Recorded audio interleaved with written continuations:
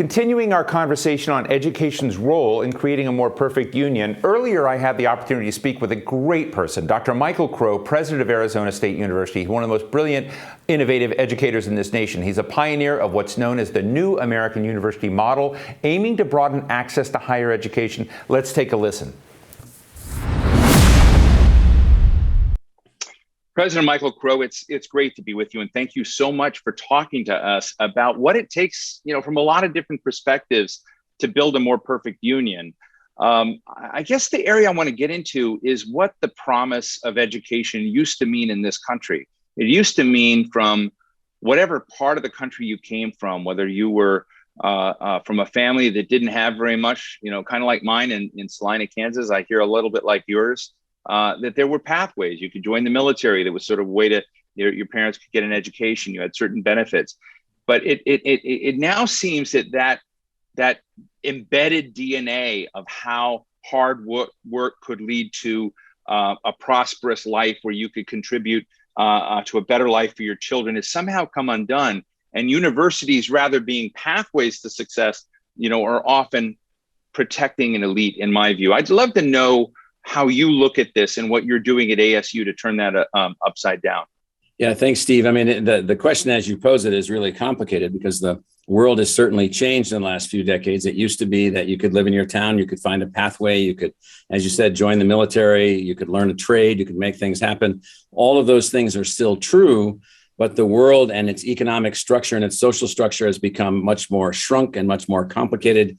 And there's a requirement for human beings now to take on more types of educational pathways. And so what's happened was that, we didn't take our 19th century college and university model and modernize it. It's still slow and cumbersome and doesn't really scale and is obsessed with selectivity. All of that then means we end up becoming more and more British, which we overthrew to form the country, which I think is a appropriate thing. But what I mean by that is that, we didn't find a way to take our educational institutions, pathways into those institutions and democratize them at scale. And so what used to be a great set of public universities that any kid with a B average could go to and they would cost almost nothing to attend, that's not there anymore. It's become a different kind of thing. So at ASU, we decided to take on this challenge of seeing if we could go back in time and forward in time at the same moment. Could we go back in time to the 1950s, making high levels of aspirational attainment and high levels of egalitarian access possible to the university at the lowest possible cost, but also make the university unbelievably technologically sophisticated and advanced relative to the modern economy? And could you do all of that in the same institution? And the answer is yes. And you can make this happen, but it means we need new models. And we've been trying to prototype this new model. So I think it's very important. You talk about egalitarian excellence, and I just want to be honest. I think you've said it. I know because I visit ASU frequently. I see it. I see it in your students, the diversity where they come from. But honestly, and I think there are probably other places in the United States, for our viewers and whatnot that are listening to this, that people have stakes in their local colleges and universities and want to be proud of them. But in this notion, I think a lot of people believe there's a zero-sum game between egalitarianism and excellence, that those two don't sit together comfortably in the same sentence, as you just said. Well, not only do they think, not only do they think that, Steve, but so we've grown engineering, just as one example, one of our 16 colleges, from 6,000 students who underperformed 10 years ago to 26,000 students this year who perform at an unbelievable level. And we recently had outside reviewers coming around and said, some people said they can't even review it because they don't know how to review anything that's that big or that diverse or that complicated. And so there's just this cultural proclivity to smallness, this cultural proclivity to narrowness, and this cultural proclivity to the notion that bigness and egalitarian access and academic excellence can't occur in the same place. And I don't know what more technical term to put on that other than it's not true and probably garbage. But I think the way you framed it is really, really important because it stands out as something that many people don't hear and don't know how to, get towards. So I guess my question to you, because, we've known each other for a while. I know you have partnerships with universities and institutions. You're trying to tell the world, come copy us, come study us, come learn us. How is that going? Are you finding the ideas, the models, the prototypes you're developing in inclusive education, in egalitarian excellence, being mimicked by other places? And the answer is yes. We're seeing more and more of that. We built a University Innovation Alliance with a number of universities that are a part of that. Now, sort of in the halftime of the pandemic, or wherever we are in the pandemic, more and more people have said, well, how do you do this? How do you do that? How do you work on things? We've got about 70 universities that are working with our University Design Institute, which is how do you scale? How do you make things happen? But there's still this same old thing, and that is that somehow there's this notion that in the United States, excellence is a function of exclusion. That just can't be the case. It certainly can't be the case at a public university. And so we've got more and more institutions wanting to look at this model, wanting to advance this model, wanting to make a new type of American institution come to life. Now, I guess two of your missions, I understand, are higher education and sustainability. How has COVID changed the game for you in your two biggest objectives? So in the mission of the university, sustainability accelerated our innovation rate, made our staff and our faculty even more focused on serving the students and serving the community. So our innovation rate, which is already among the highest in the country, has probably an order of magnitude greater. New ways to teach, new ways to learn, new ways to do research, new ways to become engaged. And so COVID has been a galvanizing thing for us. We never closed for 1 minute. We never laid anyone off. We never furloughed anyone. We didn't reduce any pay. We just buckled on the helmets and moved forward. And then and so we're a different institution as a function of COVID. We've got new ways, new pathways to degrees, new degrees. We built 50 new online degrees. We built new on-campus degrees. And then relative to sustainability, what we've really been doing there is trying to basically build the prototype for the medical center for the planet. And so we have been building a new college of global futures, new school of complexity, a new school of sustainability, a new school for the future of innovation and society. We're launching our new Global Futures Laboratory, which is hundreds of faculty, thousands of students, thousands of projects, and all of that in the middle of the pandemic. We now know that this is not a drill. This is real. The pandemic's nothing but like a 1/1,000,000th of the complexity that we're going to be seeing going forward. It's one of the things that can happen as the world becomes more and more impacted and in a sense made more complex by human interaction. And so it's really galvanized us that we've got to speed up all the things that we're doing to design these kinds of solution pathways. When he was vice president, I spent a lot of time with Joe Biden, who's now president of the United States. And at that time, we talked about education. We talked about his wife's work, my husband's work on the Eastern Shore of Maryland, educating people that came from all different backgrounds. It was always a fascinating discussion. One of the things he said to me, he said, Steve, we have a real problem in this country. He was talking about his political party. And I'm not asking you a political question, but he said the Democratic Party was in trouble. The Democratic Party had become a party of snobs. It looked down on people. It was forgetting people. It was leaving them behind. And I look at the university system in some way as whether intentional or not, a lot of people feel demeaned. A lot of people feel left out. I'm just interested. I know ASU is doing it differently, but what advice and counsel do you have to folks who want to turn that equation around? Well, first, I agree completely with the analysis that the universities have become snobbish. They've gone back to the notion of Plato's academy. There's the philosopher kings and everyone else is an idiot. And that's just never going to work. I mean, that's never going to work in an actual democracy, particularly one of 335 million people. And so the universities have got to look long and hard at their value proposition and their connection to the people. They've got to come up with new languages, new ways of communicating. They've got to take, one of the things that we've done during COVID is we took out the final vestiges of the force fields around us. We went and think of it sort of just as a story, we dug them all up and did away with them. And so universities, particularly public universities, they've got to stop this barrier that somehow a few can come and they'll become smart and all the rest of the people will somehow bow down to them. This is a terrible, terrible thing in a democracy. And so I'm a first generation college kid, which makes me a little bit chippy from time to time, but I can actually see it. I can sense it. I can feel it that we've gotten way off track in the universities. We're not of as much service as we ought to be to the people. We haven't committed to the let's just take K-12. If we think K-12 is underperforming in the United States, which it is, well, who's to blame for that?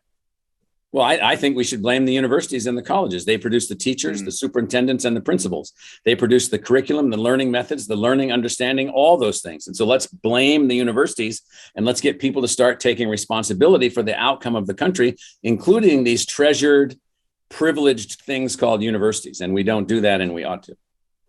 So at the highest end of the ranked universities in the country, I look at them and I see enormous endowments protecting them. I sat down with most of these university presidents in the past, and some talk about change here and there and how they're innovative, but the basic model has remained the same. The basic elitism and the distance, the exclusion. I love this line you said, at least on one of your tweets. You said, we'll be measured by who we include and who we exclude. And there's a lot of exclusion in these other universities. And I guess my question to you is, what is going to take in the country to undermine that model when some of those institutions are so rich and they've become the place where you get a stamp from one of the Ivy League schools and your life is set? And a lot of people feel if you don't have that, then you don't have those opportunities. Yeah. So our motto, our charter is, we'll base the measurement of the institution's success on who we include and how they succeed, not who we exclude or how many we didn't admit. And that doesn't mean that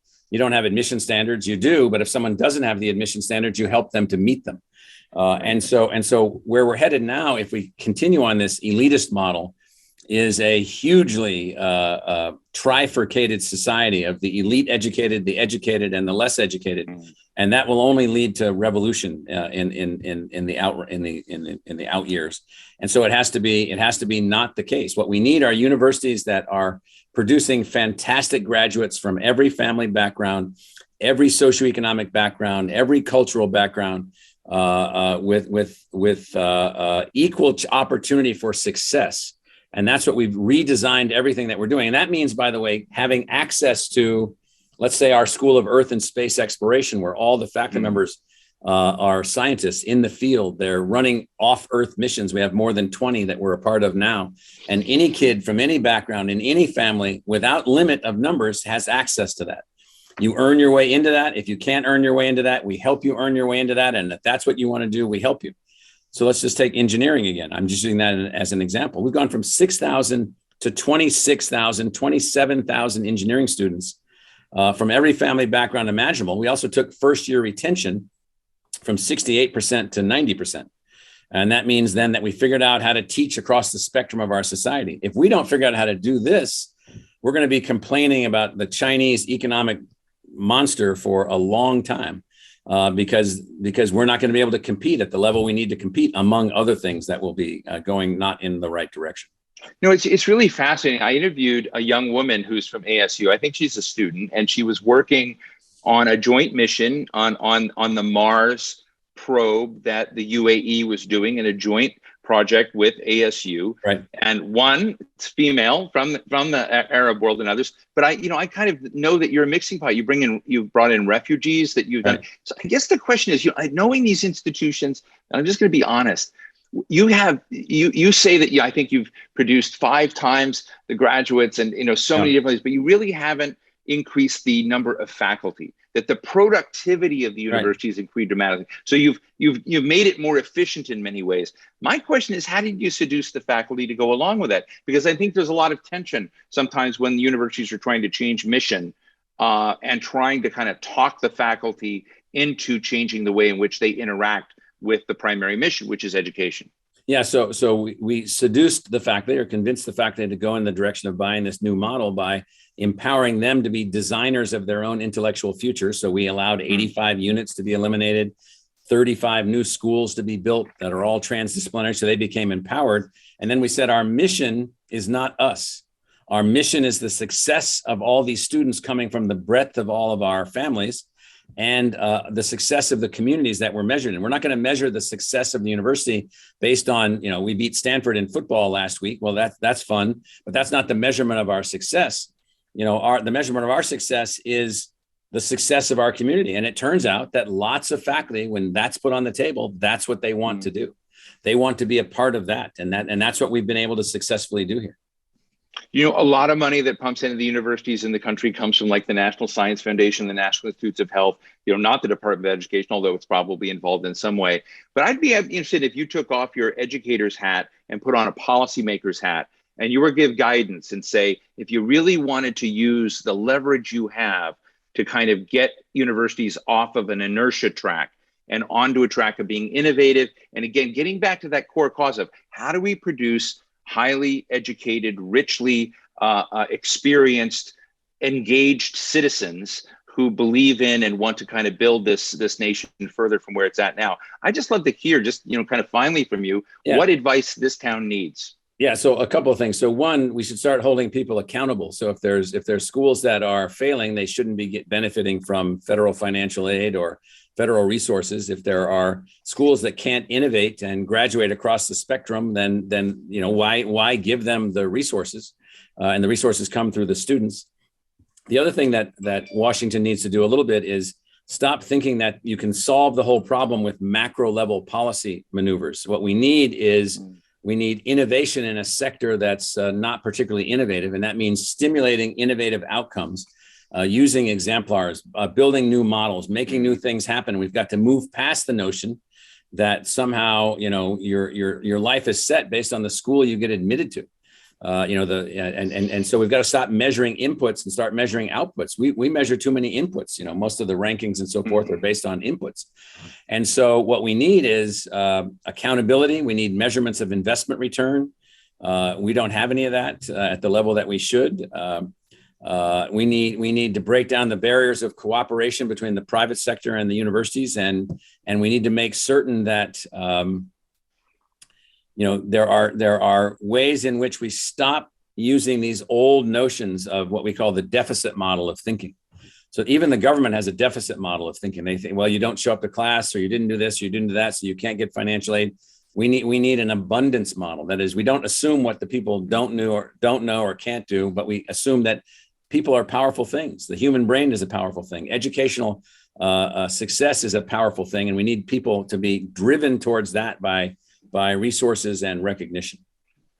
Well, I'll just say to our audience, the disruptions, the constructive disruptions that I've seen Michael Crow and his colleagues do in education over these many years has been really astounding. And I look forward to the day, again, thinking about a more perfect union, when ASU looks less fantastic when compared to the other colleges, that a lot of the others look sort of like it. I think that would be, a real stamp of success when everyone else is copying your level of disruption and impact. So Dr. Michael Crow, president of Arizona State University, thank you so much for sharing some of this story with us. All right. Thanks, Steve. Nice to see you.